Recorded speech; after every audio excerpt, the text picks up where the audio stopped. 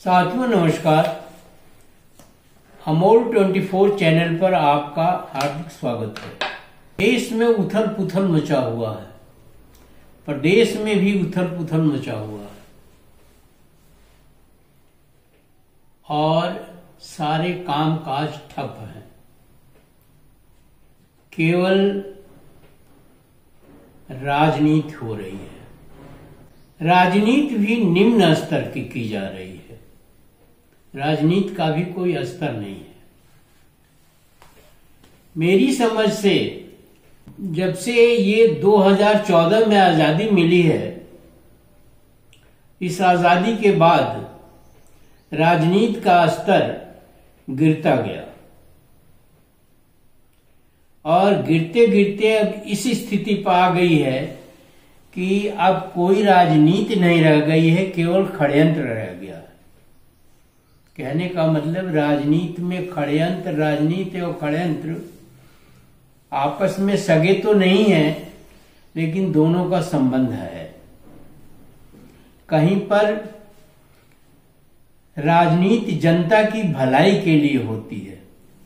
कोई अन्याय करता है तो उसके खिलाफ जो है सरकारें या सामाजिक लोग या जो राजनीति के पैरोकार हैं वो हरकत में आते हैं। जहां केवल षड्यंत्र ही षड्यंत्र है, वहां ये है कि उसमें जो मन करे सो करिए, जैसे मन करे वैसे करिए, जो बोलना है वो बोलिए, जो करना हो वो करिए।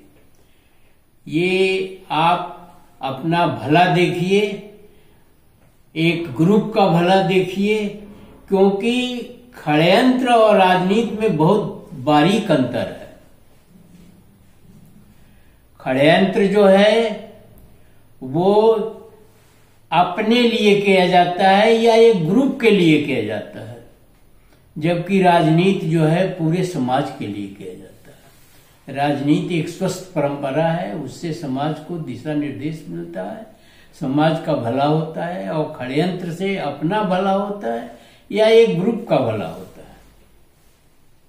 तो 2014 के बाद जब से आजादी मिली, षड्यंत्र ही षड्यंत्र चल रहा है। षड्यंत्र की शुरुआत 2014 में हुई, आज से 10 साल पहले, 11 साल पहले, और आज षड्यंत्र चरम पर तो नहीं करेंगे, लेकिन षड्यंत्र ही षड्यंत्र चल रहा है। चरम पर कब पहुंचेगा ये तो भविष्य ही बताएगा। अब षड्यंत्र में आप देख रहे हैं कि साधु सन्यासी संवैधानिक पदों पर बैठाए जा रहे हैं और जो राजनीति करने वाले हैं उन्हें किनारे किया जा रहा है, जो सही राजनीति, सकारात्मक राजनीति करना चाहते हैं। झूठ का बोलबाला है, हेट स्पीच, घृणा का बोलबाला है।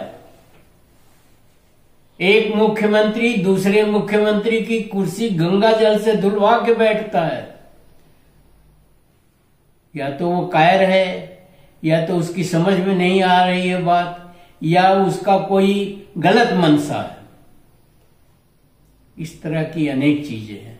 अब धारणाएं अलग अलग हैं, विचार अलग अलग हैं। एक विचारधारा कहती है कि युद्ध ही मानव सभ्यता का इतिहास है और युद्ध ही मानवता का विकास है। दूसरी विचारधारा कहती है युद्ध मानवता का प्रतीक नहीं है, पशुता का प्रतीक है। मनुष्य में जो पशुता कम होकर मानवता का विकास करती है, युद्ध नहीं होगा। जब वो पूर्ण मानवता का विकास हो जाएगा तो एक बहुत ही समृद्ध, एक बहुत ही स्वतंत्र, एक बहुत ही अच्छी विचारधारा का समाज का निर्माण होगा।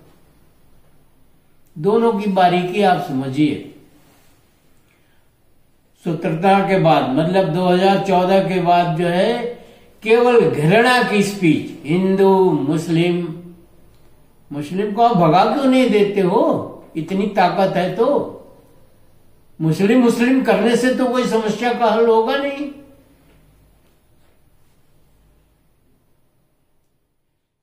मस्जिद तोड़ना, मंदिर बनाना, एक मस्जिद टूटी थी 1992 में। मस्जिद तोड़ने वाले के जो नेता थे, अगुआ थे, उनको सजा मिल रही है और सही सजा मिल रही है। उनका दिल कहता होगा कि हमने मस्जिद तोड़ी थी तो मुझे ये सजा मिल रही है, ये उनको मानना चाहिए। वो बहुत ही घृणित कार्य था। मंदिर बनना कोई उपलब्धि नहीं है। मंदिर बनना आपकी एक सोची समझी चाल है, षड्यंत्र है। उसमें कोई पिछड़ा नहीं है, उसमें कोई दलित नहीं है, जबकि दलित और पिछड़ों को लेकर के ही आपने मस्जिद तोड़ी थी। तो ये षड्यंत्र है। इस तरह की अनेकों चीजें देखने को मिल रही है। कुंभ में भी कहा जा रहा है 144 साल बाद ये कुंभ लगा, ये षड्यंत्र है, ये निम्न स्तर का काम है। ये 144 का भी पूजनीय मुक्तेश्वरानंद ने खंडन किया और उसके बारे में वक्तव्य दिया है। कुंभ में भगदड़ मची। हमारे संवैधानिक पद पर, सर्वोच्च पद पर बैठे हुए सज्जन रोए गाए और फिर उसके बाद जो है वहीं दहाड़े मारने लगे, जो दहाड़े कुछ समझ में नहीं आता। दहाड़े भी मारी जाती हैं, आक्रोश में बात भी किए जाते हैं, भाव भंगियां भी बनाई जाती है और रोया भी जाता है। ये एक प्रहसन है, नौटंकी है। ये हम राजनीति का जो आजकल चल रहा है उसके संबंध में वार्ता कर रहे हैं। अभी मैं चंद्रशेखर का एक वीडियो देख रहा था जिसमें वो कह रहे हैं, कोई कह रहा है कि जातियों के बारे में, जातियां तो इस देश को बर्बाद करने वाली व्यवस्था है और ये देश बर्बाद हो चुका है। 755 साल गुलाम हो चुका है इन जातियों की वजह से और धर्म के ढोंग पाखंड और आडंबर की वजह से उसका कुफल देश भुगत चुका है। फिर भी लोग बाग जो है मानने वाले नहीं है, फिर भी वही कर रहे हैं जिसका कुफल लोग भोग चुके हैं। उनका कहना था कि जातियां खत्म कर दी जाए। किसी संत का कहना था कि जब जातियां ही खत्म हो जाएगी तो सनातन ही खत्म हो जाएगा। जब जातियां खत्म हो जाएगी तो सनातन ही खत्म हो जाएगा। और सनातन का एक शब्द का प्रयोग जो है वो भी धोखाधड़ी है। तो जातियां खत्म नहीं होंगी और जातियां खत्म करने से सनातन खत्म हो जाएगा। अब सनातन का मतलब आपसे हम साझा कर रहे हैं। सनातन का मतलब क्या होता है? सनातन क्या चीजें हैं?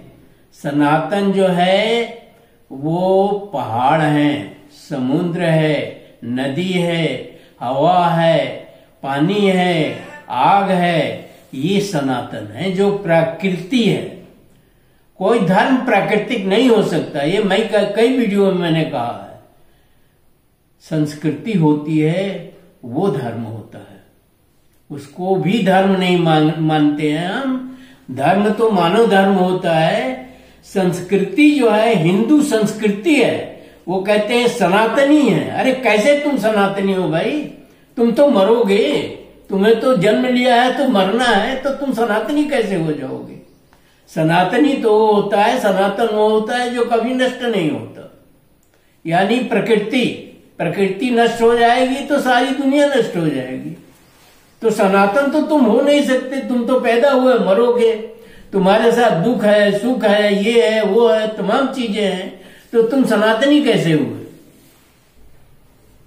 सनातन को दुख नहीं होता, सनातन को सुख नहीं होता।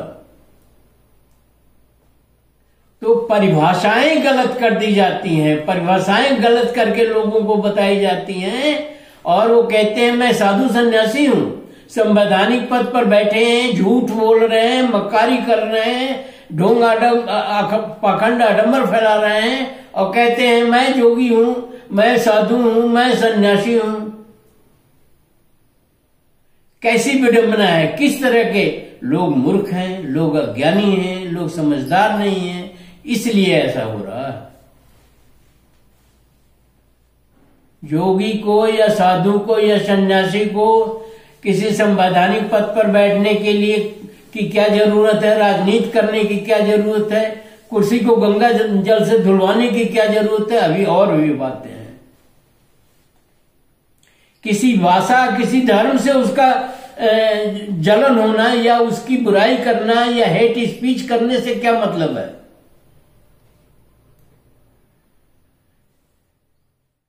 किसी धर्म का हम अगर अपमान करते हैं, धर्म तो सांप्रदायिक धर्म होता है, मानव धर्म तो पूरे विश्व में चलता है, सांप्रदायिक धर्म जो है मुस्लिम धर्म है, हिंदू धर्म है, फला है, ठेका है। कभी धर्म हिंदू धर्म होता है, सनातन नहीं होता। संस्कृति हो सकती है, रीति रिवाज संस्कृति होती है, ये तो ग्रंथों में ही लिखा हुआ है। फिर आप ग्रंथों को भी झुटला देते हो अपने मतलब के लिए, ढोंग पाखंड आडंबर फैलाने के लिए, षड्यंत्र करने के लिए आप किसी हद तक जा सकते हैं, चाहे आप साधु हो, चाहे सन्यासी हो, चाहे जो भी हो। अभी मैं कुंभ पर एक वीडियो बनाया है। कुंभ में साधु लड़की को बहका फुसला करके उसका साथ उसके सगे संबंधियों से छूट गया है, उसको बहला फुसला के अपने कैंप में ले के अपने पैर धुलवा रहा है, कह रहा है ये मेरी सेवा करेगी। ये एक किस्सा नहीं है, अनेकों किस्से हैं जो कुंभ में इस तरह की बात होती है। और सरकार का कहीं कोई कैंप नहीं है, कहीं कोई व्यवस्था नहीं है कि भूले बिसरे उसमें आए और जाए, और कहीं कोई पुलिस का रोल नहीं है। पुलिस का रोल ठोको और बुलडोजर चलाओ, या पुलिस का रोल दमन करना है, पब्लिक के साथ बदतमीजी करनी है, यही पुलिस का चेहरा रह गया, पुलिस का आचरण रह गया। तो वो तो पत्रकार थे दो ठो जिन्होंने इस चीज को उजागर किया कि लड़की को जो है वो, आप उसको अगर लड़की आपके हाथ आ गई, मिल गई, तो उसे आपको वहां के थाने पर या वो सामाजिक कैंप में पहुंचाना चाहिए, न कि आपको अपने कैंप में ले आकर उससे अपना पैर दबाना चाहिए। यही साधु का चरित्र है। इसी को साधुता कहते हैं। तो साधु नाम भी बदनाम हो रहा है। साधु जो है, जितने भ्रष्टाचारी, तमाम भ्रष्टाचारी जो है वो साधु कहते हैं। और एक दल, एक जो 1914 से शासन कर रहा है, वो दल उसको साधु कहता है, उसके पैर छूते हैं। इस पर भी एक मेरी वीडियो है कि वो खुद उनसे अच्छे हैं लेकिन उनके पैर छू रहे हैं, और अब वो जेल में है। तो एक साधु कह रहा है मोक्ष में हो जाता है, मृत्यु हो जाती है, और वो खुद नहीं मरता है।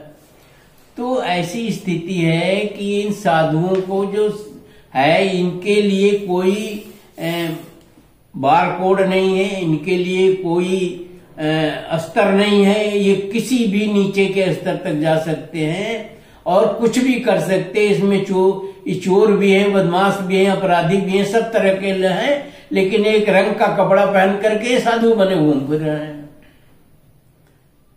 यही स्थिति जो है, संवैधानिक पदों पर बैठे, सर्वोच्च पद पर बैठा आदमी कह रहा है झूठ बोलो।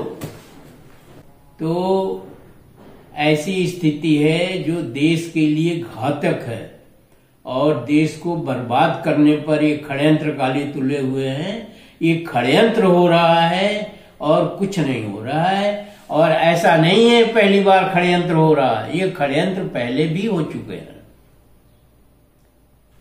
एक मठ का अवैध लड़का और अवैध लड़की, जो मठ के महंत की लड़की थी और लड़का था,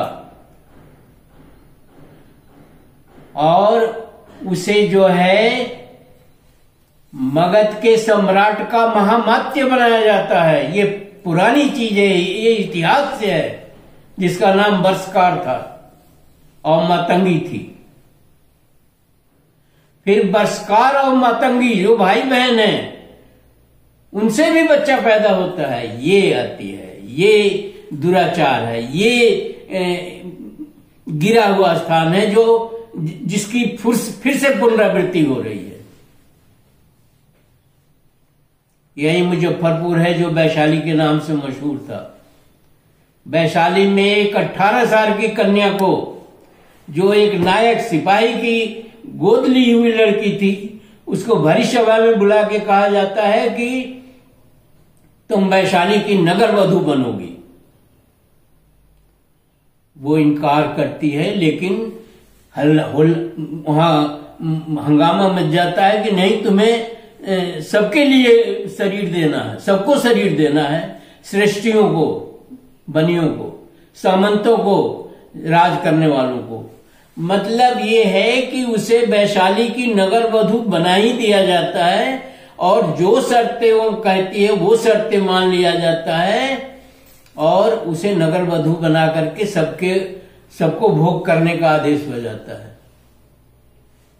जिसका उद्धार भगवान बुद्ध ने बाद में किया है। और वो बज्जी राज्य था, लिक्ष्मियों का राज्य था, उसे अष्टकुल कहते थे, उसका सत्यानाश हो गया। वो क्षण भर में खत्म हो गया, जो बहुत ही वैभवशाली राज्य था। इस पर का अलग से हम वीडियो बना के देंगे, अभी तो फिर सिर्फ जिक्र कर रहे हैं। और इस तरह के अनेकों उदाहरण इतिहास में भरे पड़े हैं, जब इस तरह के अत्याचार, इस तरह के अनाचार, इस तरह के दुष्कर्म, इस तरह के हेट स्पीचें चलती रही हैं। तो आज षड्यंत्र और राजनीति अलग चीजें हैं। राजनीति नेहरू को कहा जाता है, गांधी को किया जाता है, तमाम चीजें हैं जो लोगों के अपने अपने विचार हैं, अपनी अपनी धाराएं। गांधी ने क्या गलत किया था जो मार दिया गया? वो षड्यंत्र के तहत मारे गए थे। अंबेडकर ने क्या किया गया था? उसको अगर नेहरू सपोर्ट नहीं करते तो अंबेडकर को हवा में उड़ा दिया जाता। सपोर्ट तो चाहिए ही चाहिए हर चीज के लिए, चाहे गलत के लिए चाहे सही के लिए। आज केवल षड्यंत्र चल रहा है और षड्यंत्र के सहारे शासन किया जा रहा है। अंत बहुत अच्छा नहीं है और न अंत अच्छा होगा। कोई राजनीति नहीं रही है, कोई जनता की भलाई का काम नहीं हो रहा है। शिक्षा, स्वास्थ्य, रोजगार, अर्थव्यवस्था, सब कुछ तो चौपट हो रहा है। और कहा जा रहा है कि मैं विश्व गुरु हूं। कहा जा रहा है अर्थव्यवस्था जो है सबसे बड़ी हो जाएगी। लॉलीपॉप दिखाए जा रहे हैं। तमाम तरह की इस तरह की चीजें हैं जिसका एक छोटे से वीडियो में उल्लेख करना संभव नहीं है। तो देश सत्यानाश की तरफ जा रहा है और देश का कोई भविष्य नहीं लगता है बचेगा। अगर जनता अपना भला चाहती है तो जनता को इस बारे में गंभीरता से सोचनी चाहिए। अंत, हर गलत कार्य का अंत बुरा होता है। एक दूसरा विचारधारा है जिसको मैं कह रहा हूं, मैंने कहा भी, बताया भी है। तो दूसरी विचारधारा को अगर अपनाते हैं आप तो गनीमत है। व्यथा तो हर जगह है, लेकिन दूसरी विचारधारा को, युद्ध नहीं, किसी ने कहा युद्ध नहीं होना चाहिए। आपके मित्र थे, आपके देश के मित्र थे, चाइना के राष्ट्रपति, अमेरिका के राष्ट्रपति। कैसी मित्रता, किस तरह के मित्रता? जनता को धोखा देने के लिए मित्रता बनाई गई थी। चाइना ने जो है तमाम आपकी भूमि कब्जे में कर लिया और आपकी नाक काट दी। अमेरिका ने जो किया वो तो सभी जानते हैं, हथकड़ी बेड़ी लगा करके, ठीक है वो गलत किया था, लेकिन हमें तो ऐसा न हो